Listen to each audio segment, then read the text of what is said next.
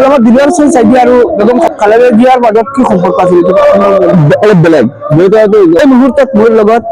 আমাৰ সকলোৰে সুপৰিচিত অতি কম সময়ৰ ভিতৰত জনপ্ৰিয় হৈ পৰা এজন সাংবাদিক তেখেতৰ নাম হৈছে ৰাজিবুল আলম আৰু তেখেতৰ পৰা মই কিছু কথা জানিবলৈ চেষ্টা কৰিম বিশেষকৈ দুবাৰকৈ প্ৰধানমন্ত্ৰী হোৱা খালেদা জিয়াৰ আজি মৃত্যুবৰণ হৈছে সেই বিষয়ে মই সাংবাদিকগৰাকীৰ পৰা বা এই জ্যেষ্ঠজনৰ পৰা মই কিছু কথা জানিবলৈ চেষ্টা কৰিম আপোনালোকে চাই থাকক সম্পূৰ্ণ ভিডিঅ' শ্বেয়াৰ কৰক আসসালামু আলাইকুম রহমতুল্লাহ বাংলাদেশের দুবারের প্রধানমন্ত্রী আছিল বেগম খালেদা জিয়া বাংলাদেশ ন্যাশনাল পার্টি যে বিএনপি পার্টি সেই বিএনপি পার্টির নেত্রী আছিল আর আজি 80 বছর বয়সত ঢাকার এভারকেয়ার নামৰ হস্পিটেলত মৃত্যু হয়েছে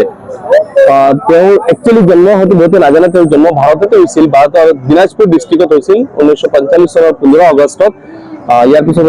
1960 চনত বিবাহ হৈছিল বাংলাদেশেৰ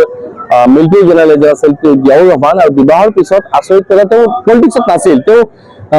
যেটো আমাৰ গৃহস্থ জীৱন তাতে আছিল এগৰাকী গৃহিণী হিচাপে আছিল জিয়াউৰ ৰহমানৰ গৃহিণী হিচাপে 1980 চনত 1981ত হয়তো বা 81ত তেনেকুৱা মই একচুয়ালি অলপ কনফিউজ হৈছো 81ত জেনাৰেল জিয়াউৰ ৰহমানক হত্যা কৰা হৈছিল আৰু ইয়াৰ পিছত জেনাৰেল জিয়াউৰ ৰহমানক হত্যা কৰাৰ পিছত ঘটনাক্ৰমে এক্সিডেন্টলি পলিটিক্সত আহিব লগা হৈছিল আৰু পলিটিক্সত আহাৰ পিছত কিন্তু বেগম খালেদা জিয়া দেখাইছিল যে পলিটিক্সত কিমান মাহিৰ পলিটিক্সত কিমান ওপৰ খাপত যদি আজিকালি বহুত উচ্চ লেভেলৰ পলিটিচিয়ান আৰু মৃত্যুলৈকে বাংলাদেশ ন্যাশনাল পাৰ্টিৰ নেত্ৰী আছিল আৰু বাংলাদেশত দুবাৰকৈ প্ৰধানমন্ত্ৰী আছিল বেগম খালেদা জিয়া এই মুহূৰ্তত তেখেতৰ মৃত্যুবৰণ হৈছিল হয় মৃত্যু হৈছে আৰু মৃত্যু হৈছে ঢাকাৰ এভাৰকেয়াৰ হস্পিটেলত মই কোৱা ধৰণে আৰু বহুদিন ধৰি এক প্ৰকাৰ স্ব-নিৰ্বাচনত আছিল আৰু পুত্ৰ আছিল তাৰেক জিয়া নিৰ্বাচনত দিয়া হৈছিল তাৰেক জিয়া 17 বছৰ ধৰি লণ্ডনত আছিল আৰু লণ্ডনৰ পৰা মাত্ৰ আজি হয়তো এসপ্তাহ আগতে বাংলাদেশত ঢাকাত আহিছে আৰু আটাইতকৈ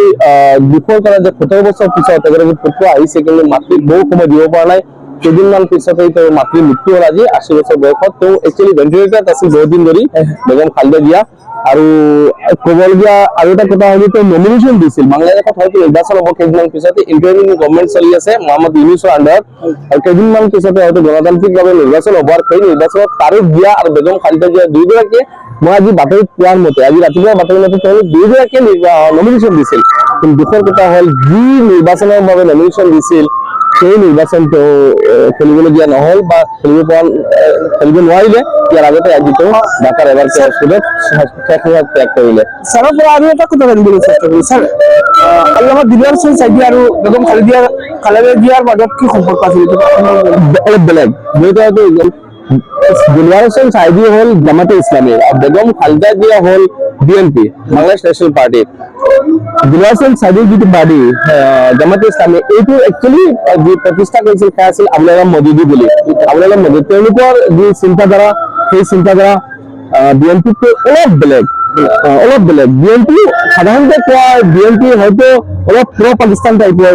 পলিটিকেল পাৰ্টি সেইদৰে জামাতে ইসলামী প্ৰ পাকিস্তান কিন্তু ইয়াৰ পিছতো বিএনপিয়ে হয়তো গণতান্ত্রিক একটা পার্টি জামাতে ইসলামী প্রথমে